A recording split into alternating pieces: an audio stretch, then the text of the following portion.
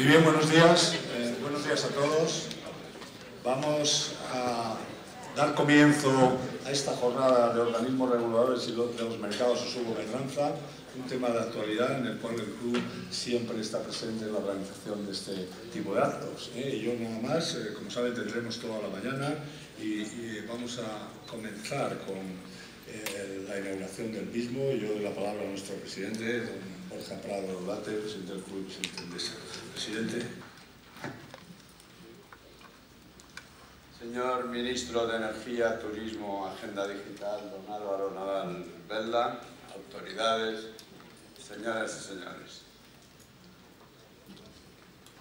Buenos días a todos. Bienvenidos a esta jornada sobre organismos reguladores de los mercados, que tengo el honor de inaugurar en mi doble condición de presidente de Enerclub y de presidente de Endesa, patrocinador de este año.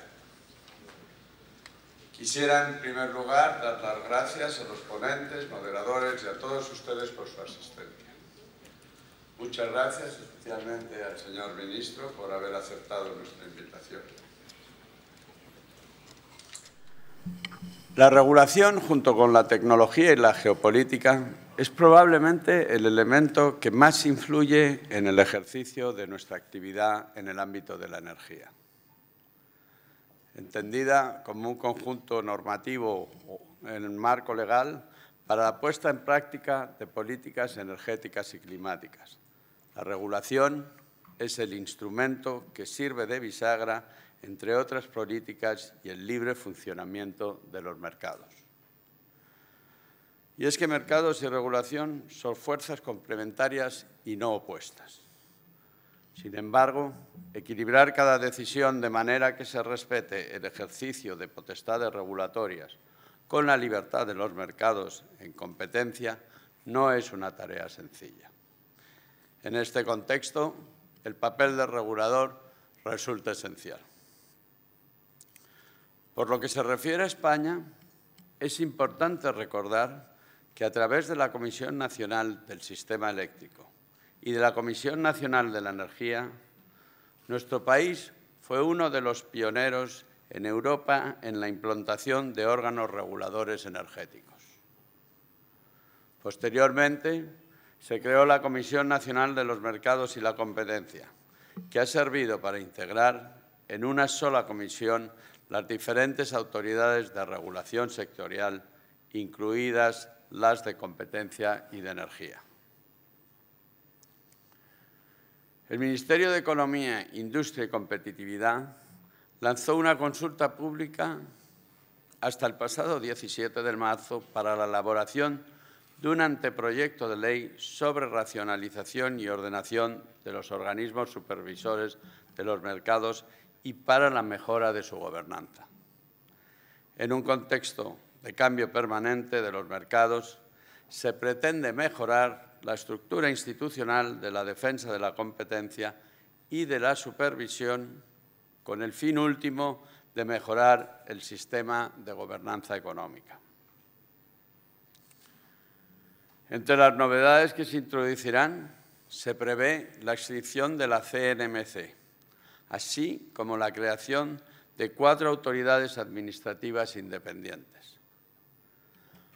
Para llevar el modelo hacia la excelencia en la gestión, se subraya la necesidad de reforzar la independencia a efectos de evitar influencias externas y ajenas al criterio técnico exigible a este tipo de instituciones. Y es precisamente esta característica la que marca uno de los aspectos más destacados en las directivas europeas del mercado interior de la energía de 2009, comúnmente conocidas como el tercer paquete. En ellas se señala que los Estados miembros de la Unión Europea deben garantizar la independencia de sus autoridades reguladoras y velarán para que ejerzan su competencia con imparcialidad y transparencia.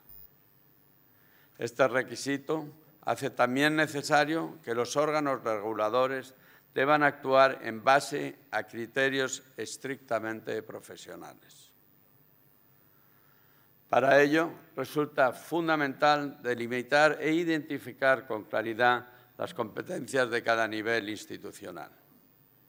En este sentido, también la reciente propuesta de la Comisión Europea, Clean Energy for All Europeans, persigue reforzar la cooperación entre reguladores, para la cual es necesario que todos estén equipados con recursos adecuados y competencias similares. El objetivo de la jornada de hoy es el de contribuir activamente al debate en torno a las principales implicaciones de las propuestas recogidas en la consulta, centrándonos en nuestro sector. Hemos reunido hoy aquí a un grupo de expertos en materia de organismos reguladores, cuya experiencia y conocimiento nos permitirán tener una visión desde todos los ángulos sobre este campo, sus aspectos teóricos y su aplicación específica al caso español o a los modelos comparados que son aplicados en otros países. Esperamos, sinceramente, que la jornada de hoy sirva para contribuir al establecimiento del mejor modelo del Gobierno posible, garantizando así el buen funcionamiento de los mercados y la existencia de competencia efectiva en los mismos. Solo así se asegurará un marco adecuado para que nuestras empresas puedan seguir creando valor para la sociedad en su conjunto, a la vez que se garantiza una eficaz protección de los derechos de los consumidores en un mercado totalmente liberalizado. Sin más, me gustaría cederle la palabra al ministro Nadal, agradeciendo una vez más que esté hoy aquí con nosotros. Muchas gracias a todos por vuestra atención.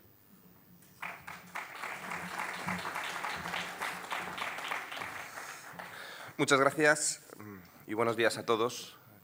Yo creo que está bien empezar un martes por la mañana reflexionando sobre probablemente uno de los temas más complejos, y es cómo hacemos la gobernanza y el reparto de responsabilidades en una política tan importante y tan de largo plazo como es la política energética, aunque evidentemente si reflexionamos sobre los llamados organismos reguladores, porque yo creo que hacen más que solamente regular y además no son los únicos que regulan, también inspeccionan, aplican la normativa y dan una visión objetiva y que procura que siempre sea imparcial sobre las alternativas de política económica en general.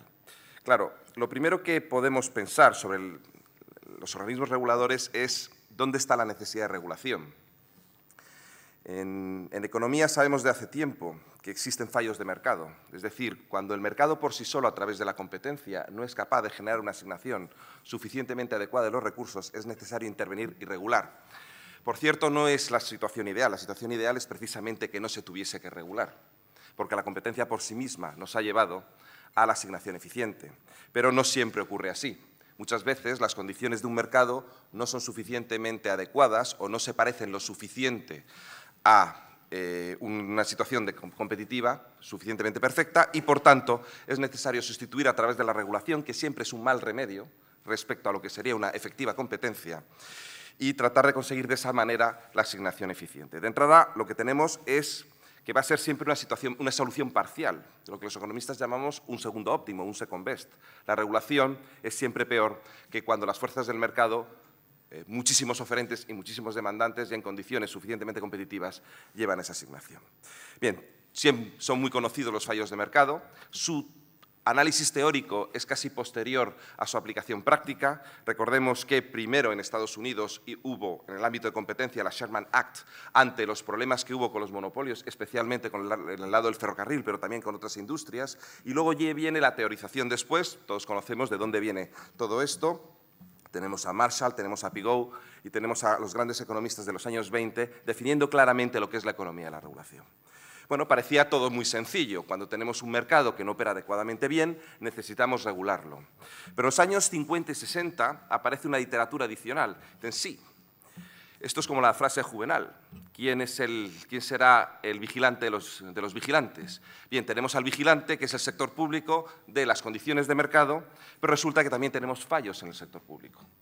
Son autores como Buchanan, como Tallock, como Niskanen, que nos dicen claramente que el sector público en su ejercicio y en su actividad también tiene fallos. Al fin y al cabo estamos hablando de personas.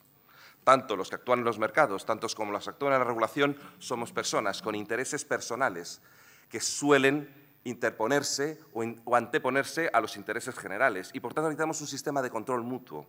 En esto se ha basado claramente el sistema democrático desde su origen, desde Pericles hasta la actualidad. Luego hablaré sobre estas cuestiones. Pero es muy importante que tengamos claro que cuando tenemos fallos en el mercado tenemos que regular, pero cuando estamos regulando tenemos fallos en el sector público. Toda la creación de organismos reguladores de carácter independiente, es decir, que no siguen criterios directamente definidos por los órganos políticos, lo que tratan es de mitigar los fallos del sector público. Y es bueno que lo hagamos. Ahora, que sepamos que nunca mitigaremos del todo los fallos de mercado, ni nunca mitigaremos del todo los fallos del sector público. Pero vamos yendo hacia modelos que evolucionan y que mejoran y van limitando sustancialmente una cosa con la otra. Como ha dicho Borja Prado, en el caso que nos ocupa, la energía, tenemos una ya cierta tradición en España de organismos de este tipo y la pregunta es qué es lo que se pretende con organismos de este tipo, pero podríamos hablar lo mismo de la política bancaria, la política monetaria, podríamos hablar de los mercados financieros y la bolsa, como pasa con el caso de la CNMV, o de otros órganos que existen. Son órganos que no están concebidos en nuestra historia en el ámbito constitucional. Es decir, tenemos un tribunal constitucional que de manera independiente interpreta la Constitución al margen de la lucha partidista. Tenemos unos órganos jurisdiccionales que aplican la ley de esa misma manera. Sin embargo, constitucionalmente esto no se previó, no forma parte de las tradiciones constitucionales porque en realidad se entienden que son órganos que operan paralela y cooperativamente con los órganos de gobierno económico. Y esto también es importante, porque yo entiendo que la relación siempre entre los diferentes elementos de la regulación tiene que actuar de forma cooperativa. Como decía, la historia es larga en España, con idas y venidas, primero sector eléctrico, después energía. Bueno, en un momento determinado, cuando se elaboraron las propuestas económicas que dieron lugar a su aplicación en las elecciones generales de 2011, se pensó que había habido un exceso de rivalidad y de descoordinación entre diferentes órganos reguladores en el ámbito económico. La Comisión, recordemos una famosa OPA, que todos tenemos en la cabeza, en la que se opuso un informe de un órgano de competencia a un órgano de energía.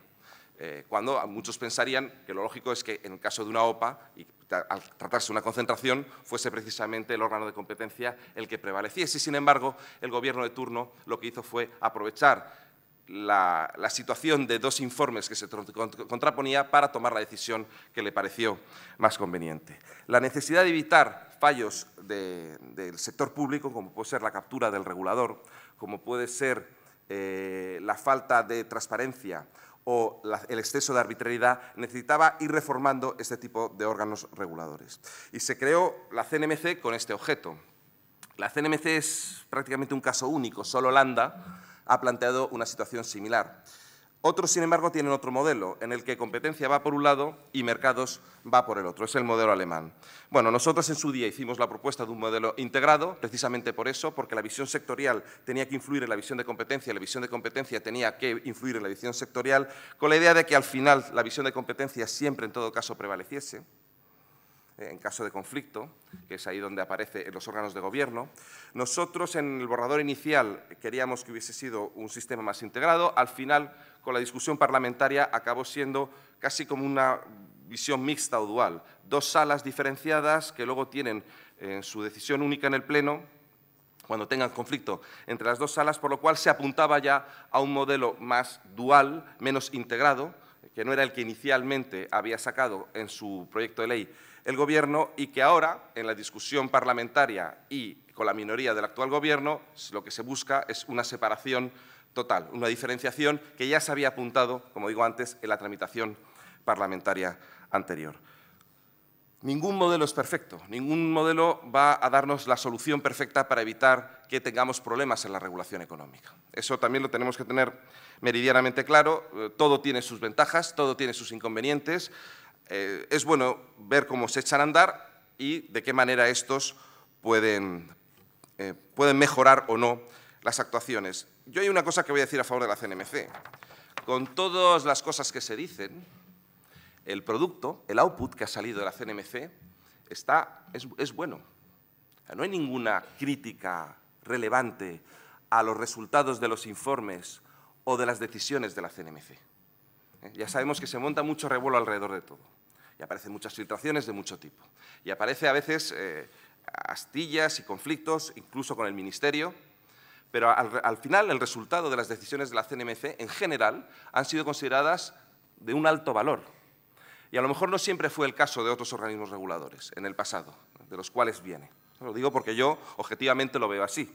Y no es que tenga aquí al presidente y a la vicepresidenta, sino que estoy viendo que, objetivamente, los resultados de la CNMC, con todo lo que ha llevado alrededor, ha dado siempre decisiones que se han considerado suficientemente adecuadas. Evidentemente, cada uno en su sector, en su interés personal, le pueden gustar más unas o les pueden gustar otras.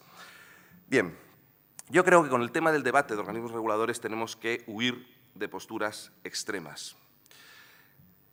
Miren, yo llevo ya 24 años de política pública y yo tengo la experiencia de haber vivido y convivido con las diferentes tribus que forman parte de este proceso de decisión pública. Normalmente pensamos en tres tipos de personas que piensan en la política pública y les gusta ejercer actividades relacionadas con la política pública. Tenemos a los académicos, estoy especialmente fijándome en la cuestión de la regulación económica, de la política económica. Tenemos a los académicos, evidentemente son los que hacen el desarrollo intelectual, su potencia de fuego de ideas es increíble, bueno, y ahí tenemos unos cuantos premios Nobel de economía que precisamente han estado elaborando muchas de las cosas y de las propuestas de política económica que luego se transforman en la realidad. Ahora, este grupo, cuando lo comparamos con los funcionarios o lo comparamos con los políticos, que son los tres grupos, las tres tribus que yo habitualmente me he relacionado y he visto y he formado parte de ellas, pues recibe sus críticas. Los funcionarios lo que habitualmente dicen es sí, pero están en las nubes, hacen cosas muy complicadas, de muy poca aplicación práctica y ya les quería yo haciendo ver un BOE. Y cuando miramos a los funcionarios, eso es verdad. Yo soy miembro de un cuerpo de la función pública y cuando empecé a trabajar en esto, mirabas a los académicos como excesivamente teóricos y a los políticos de qué cosas hacen. Los funcionarios, por otro lado, muchas veces no son conscientes, y yo he sido funcionario, lo digo, y vengo de la burocracia, de lo importante que es generar las ideas, que es lo que hace el mundo académico, y luego llevarlas a cabo. En política pública tenemos que responder siempre a tres cuestiones: qué, cuándo y cómo. Y las dos más complicadas, eso lo hablo yo ahora como político, son cuándo y cómo. Háganme caso. Qué es bien difícil, pero cuándo y cómo, ahora mismo estamos viendo, por ejemplo, lo que está ocurriendo en el sector del taxi. Podemos tener las ideas claras, pero cómo pacificar conflictos es algo extraordinariamente complicado. Y cómo conciliar intereses es algo extraordinariamente complicado. Y nunca es la solución perfecta, porque en políticas también se aprende que la mayor parte de las veces lo mejor es enemigo de lo bueno. Y es mucho mejor un resultado bien pactado y bien pacificado que uno que puede ser el ideal, pero el resultado final genera conflictos y el coste de conflicto es muy alto. Por eso yo veo ventajas e inconvenientes en cada uno de los grupos. Lo ideal sería tener un poco de todo. Yo tengo un equipo que procuro compensarlo con gente con mucha experiencia política, gente con mucha experiencia administrativa y gente con grandes ideas académicas, porque es muy importante tenerlo todo en la acción política. Y yo creo que muchas veces cuando hablamos de posturas extremas en los organismos reguladores se escucha, ¿no? Cuanto menos haga el Parlamento y el Gobierno, mejor. Es una postura exagerada. De la misma manera, el pensar que el Parlamento y el Gobierno lo van a hacer todo maravillosamente bien dentro de su legitimidad democrática y no van a ser objetos de ningún tipo de captura o de problemas de fallo del sector público es totalmente ilusorio. Y como al final cualquier sistema político funciona y de decisión política funciona esencialmente a base de tener opiniones contrastadas y tener la capacidad de mirar a los debates con objetividad y poder ser capaz de compensar unas cuestiones con otras y unas decisiones con otras y jugar en un juego de equilibrios. Las grandes naciones democráticas mundiales, empezando por Estados Unidos, siempre han definido sus sistemas de decisión pública como juegos de equilibrios. Yo creo que en el medio siempre está la virtud. Y esto es muy importante. Y sobre todo también otra cosa que tenemos que tener en cuenta. Cuando hablamos de decisiones públicas, si las sectorializamos en exceso, a veces nos perdemos el conjunto del paisaje. Voy a poner un ejemplo que afecta a la energía. Con el tema de biomasa, más de una comunidad autónoma viene al Ministerio pidiendo que hagamos alguna actuación específica en biomasa, que eso ayudaría enormemente a limpiar los bosques y evitar los incendios. Claro, la respuesta inmediata desde el punto de vista de energía es, oiga, ¿y por qué el recibo de la luz tiene que pagar la política contra incendios? Bueno, desde un punto de vista estrictamente sectorial es verdad. Ahora, para luchar contra los incendios, lo habitual tendría que ser que subamos los impuestos y con esa recaudación adicional estemos pagando la lucha contra incendios. Pero a lo mejor esa subida de impuestos tiene un efecto distorsionador sobre la economía, mucho más perjudicial que aplicar un cierto recargo en el recibo de la luz, compartiendo los costes a través de la biomasa de la limpieza de incendios. Eso no se va a ver nunca de una manera sectorial, eso solo se va a poder ver de una manera general y a eso corresponde el conjunto de la política económica. Por eso digo que entre los fallos de mercado, los fallos del sector público y la necesidad de mirar desde un punto de vista de equilibrio general, de análisis en completo de la economía, tenemos que hacer siempre elementos de mucha cooperación entre los diferentes actores. Ninguno de ellos va a ser mejor que otro, sino va a tener funciones diferentes y es necesario que cooperen. Por todas estas razones que he dicho, y es sobre todo importante que se pongan de manifiesto con objetividad y transparencia las diferentes opciones de política económica y que los organismos reguladores ayuden a esa conformación de la decisión. Si ahora mismo tenemos un debate en España sobre la energía nuclear, es bueno tener visiones alternativas y visiones objetivas. Las hay más técnicas, las hay más partidistas, las hay más sentimentales, pero es que todo esto cuenta dentro de la decisión pública. No son solo cuestiones puramente técnicas, también son cuestiones de otro tipo, incluso de interés territorial, e incluso de interés sectorial o individual. Todo esto necesita un conjunto de elementos para llevar a la decisión más adecuada posible. Vuelvo a lo que decía antes, yo creo que las posturas extremas no son correctas. Es muy importante que en esto tengamos claro hasta dónde llegan los límites de lo que le podemos pedir a los organismos reguladores. Les podemos pedir transparencia, les podemos pedir objetividad, aplicación de la normativa adecuada, pero no les podemos pedir que entren en el debate político. No les podemos pedir que tomen decisiones políticas, porque sería excesivo. Les voy a contar una anécdota que yo viví con otro organismo regulador, probablemente el que tenga más fuerza y más potencia en Europa, que es el Banco Central Europeo. Cuando estábamos en medio de la crisis griega y era evidente que había un problema muy serio en Grecia y que económicamente era difícil de sostenerlo y que las posibilidades de aplicación de un programa con las restricciones políticas que tenía aquel gobierno eran extremadamente complejas, el Banco Central Europeo se veía en la necesidad de sostener o no con medidas de liquidez de emergencia a la banca griega. Estuvieron estirando al máximo los informes jurídicos que permitían al BCE dar asistencia de emergencia a la banca griega. Era evidente en un momento que era muy difícil de justificar jurídicamente que se siguieran dando. Pero el señor Draghi no tomó la decisión en función de un informe jurídico de cortar la asistencia de emergencia, porque eso significaba la expulsión de Grecia del euro, sino pidió asistir a un Consejo Europeo y pasar la decisión al ámbito político por excelencia, que era el de los presidentes, los jefes de Estado y Gobierno en el Consejo Europeo, porque él, como organismo regulador, no podía tomar la decisión de romper el euro, como es de sentido común. Y es a lo que voy con esta historia. Tenemos que tener en cuenta que el principio democrático debe inspirar las grandes decisiones en política económica, y eso nadie lo pone en duda. Un autor que yo creo que fue profesor mío en Harvard, y yo creo que tiene un gran acierto, Dani Rodrik, habla de las paradojas de la globalización. Y habla de un famoso trilema, ese trilema, sin duda ninguna, se aplica claramente entre la Unión Europea, en el que dice que es muy difícil conciliar, si no a veces imposible, tres cuestiones a la vez, que es integración económica, en nuestro caso, si hablásemos de energía, estaríamos hablando del mercado interior de la energía, el principio democrático y la afirmación nacional. La base política, sin duda ninguna, es las elecciones generales en los estados democráticos, además las nacionales, es donde más gente vota. Te vas a unas elecciones al Parlamento Europeo y el voto está entre el 30 y el 50%. Te vas a unas elecciones generales, el voto está en el 80%. Todo el mundo entiende que su cuerpo político de referencia es el país y dentro de ese país, evidentemente, lo que legitima el poder son las elecciones democráticas. Sin embargo, tenemos que solucionar el problema de la integración. Europa necesita integrarse. Y en este ámbito, al necesitar integrarse, nos encontramos con choques de legitimidades democráticas, porque no es de peor condición la democracia española que la democracia francesa o la democracia alemana.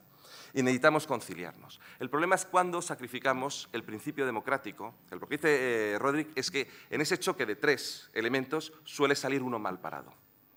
Y no debemos dejar mal parado a ninguno de los 3. No podemos abandonar el mercado interior, no podemos abandonar el hecho de que formamos naciones y no podemos abandonar el hecho de que seamos democracias. Y esto hace siempre una situación muy compleja. Si algo tuviese que decir del paquete de invierno en este aspecto, es que debe cuidar un poco más el principio democrático. Lo debe hacer.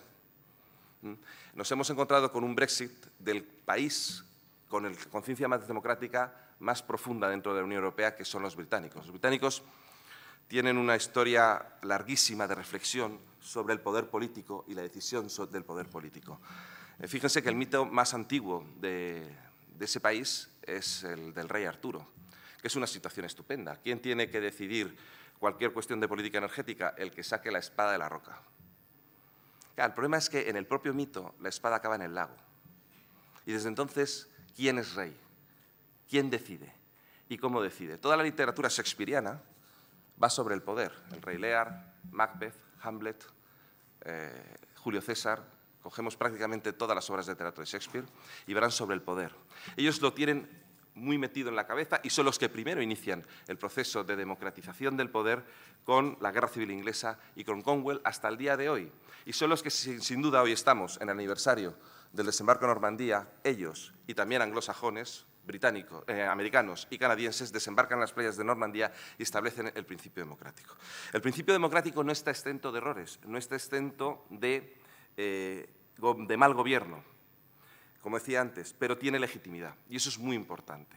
¿Qué es lo que estamos haciendo? Que ese principio democrático, a través de la creación de organismos reguladores, se corrija a sí mismo, tenga un espejo, tenga alguien en que mirarse a la hora de ejercer esas actividades y lo haga correctamente bien. Por eso decía antes las cuestiones de las posturas extremas. Ni por el hecho de estar votado y elegido democráticamente significa que estás a prueba de error, ni muchísimo menos, y a prueba de influencias, a prueba de grupos de presión o de captura, ni por el mero hecho de no estarlo ocurre lo contrario, porque tampoco es verdad. Lo bueno es tener poderes que se compensan, ideas que se compensan, alternativas y la capacidad de hacer contrastes de ideas y de equilibrios que nos permitan a todos hacer las decisiones de la mejor manera posible. Esta es la experiencia que llevamos ya desde unas cuantas décadas. Y yo creo que, desde ese punto de vista, toda reforma de organismos reguladores debe basarse en este principio. Debe tener la capacidad de poder hablar ese organismo regulador en el ámbito de sus competencias adecuadamente bien, ejercer sus competencias adecuadamente bien. No se le puede pedir que participe o sea partidista en el debate político, pero también es verdad que hay que ser conscientes que todo organismo de decisión por sí mismo va a tener sus propios fallos, va a tener sus intentos de mejorar su situación, de incrementar su capacidad de decisión o incluso de aumentar su presupuesto, que esas cosas también pasan. Como decía Niskan, en toda burocracia intenta aumentar por definición y no le preguntes muy bien por qué, porque lo que quiere es aumentar por definición. El organismo regulador tiene que ser el espejo del Gobierno y del Parlamento, y el Parlamento debe ser el gran controlador de los órganos reguladores. Bajo este principio y bajo este esquema deberíamos funcionar. Y yo creo que, si entendemos bien estas cosas, haremos una situación exitosa, tendremos una situación exitosa. Como decía anteriormente, con todo lo que se creó de revuelo con su creación y con todo lo que ha sido la azarosa vida de la CNMC en estos primeros años, yo creo que el resultado final, el output, la suma de sus resoluciones, que es lo que al final nos interesa a todos, y sus decisiones, ha sido correcta. Y evidentemente, pues no todo lo que hace nos puede parecer correcto, tanto desde el punto de vista individual o con nuestra propia concepción, pero en general, en lo que es su devenir y su funcionamiento, yo creo que ha ido muy bien. Ahora iremos a una nueva etapa, eso son exigencias del guión, es el consenso político que se ha establecido en nuestra nueva legislatura y espero que esa nueva etapa, en cuanto se culmine, pues tenga un resultado tan bueno como que hemos tenido hasta ahora. Porque, francamente, yo creo que como organismos reguladores en nuestro país, sobre todo en el ámbito energético, tenemos una situación que, en comparación con otros sitios, es más que notable. Muchísimas gracias.